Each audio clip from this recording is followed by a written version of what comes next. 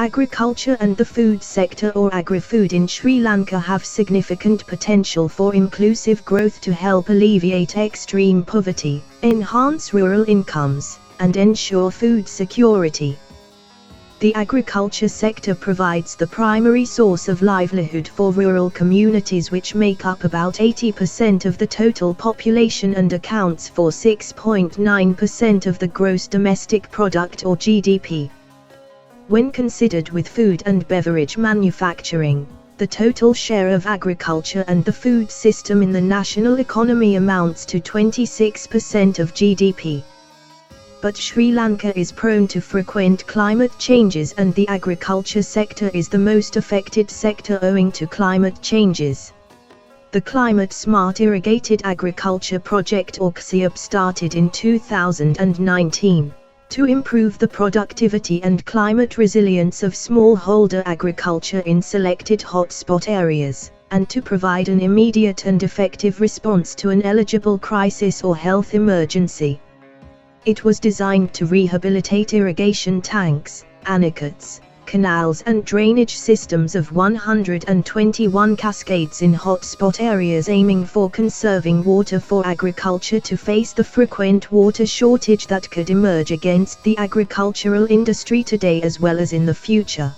It aims to improve the living condition of the farmer community that is affected by drought, lack of rain in time and adequate water for cultivation. In the beginning, 1,400 irrigation tanks were planned to be rehabilitated under the project to enable over 66,000 farmer families to cultivate 81,468 hectares of land. During the first year of project implementation, cascades were planned for challenging climatic changes. Designs of tanks were carried out using model studies, and all stakeholders were educated on climate-smart agriculture or CSA technologies and practices. Prior to the project, tanks were dried up, people were digging pits in tank beds to take water, paddy fields are barren, children are malnutrition, and elephants come to settlements. During the second year of project implementation, contractors were educated about citizen engagement and safeguards. Bids were advertised, and suitable contracts were awarded for the rehabilitation of tank systems. During the third year of project implementation, the country director and country manager of the World Bank laid foundation stones to build a farmers training school or FTS at Tirupani, to give hands-on experience on CSA practices and technologies. The FTS was ceremonially opened by the Minister of Agriculture for farmer leaders of the CSIAP. Regional Vice President with other World Bank officials were engaged in an observation tour at FTS this year. Over 375 farmer leaders, including 165 women farmer leaders, were trained on CSA practices and technologies through a newly established farmer training school. These farmer leaders have in turn trained over 1,000 farmers in their demonstration plots, and they have started cultivating in their own lands. Presently 99 tanks in 69 cascades have been rehabilitated, and 1,845 farmers are cultivating 994 hectares of paddy and other field crops in both seasons annually. Also, the rehabilitation of 229 tanks is under various stages of completion, and contracts for rehabilitation of 159 tanks have been signed. Though 1,400 tanks were originally planned for rehabilitation, due to the cancellation and repurposing of 44% of project funds to meet the urgent needs of the people in Sri Lanka, the target has been reduced to 487 tanks.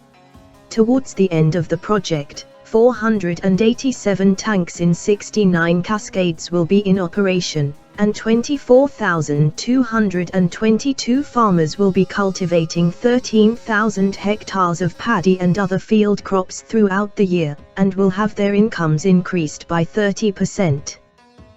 Ministry of Agriculture reviews the progress of the CSIAP monthly, whereas the National Project Steering Committee reviews the progress quarterly.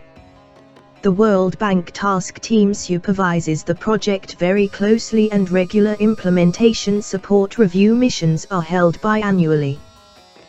The objective of the CSIAP is being achieved through 1. Increased agriculture productivity, 2. Improved water productivity at farm and system level, 3. Enhanced crops diversification, and 4. Increased access to markets and development of market linkages in the 11 hotspot areas that are constituted by tank cascade systems.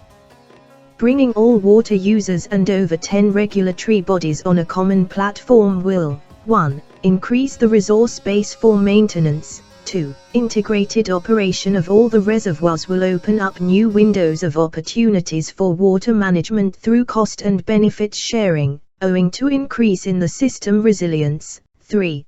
Government agencies will be able to pay greater attention to a system of tanks managed by one organization than several individual tanks that are managed by independent groups, as they will be able to pool the services of a larger number of professionals. And 4. By having a common agriculture program, there is a possibility to easily access and influence the markets with multiple products. The Climate Smart Irrigated Agriculture project has been moving successfully forward in 11 districts of 6 provinces, while assisting smallholder farmers to improve their livelihood, because their agricultural ventures are vulnerable to imminent disasters due to climate change. A modernized and commercially diversified sector that creates jobs, delivers nutritious food and generates export revenues, is a crucial long-term strategy for bringing prosperity to rural areas, and ensuring food security for the entire population of Sri Lanka while reshaping its development for a new era.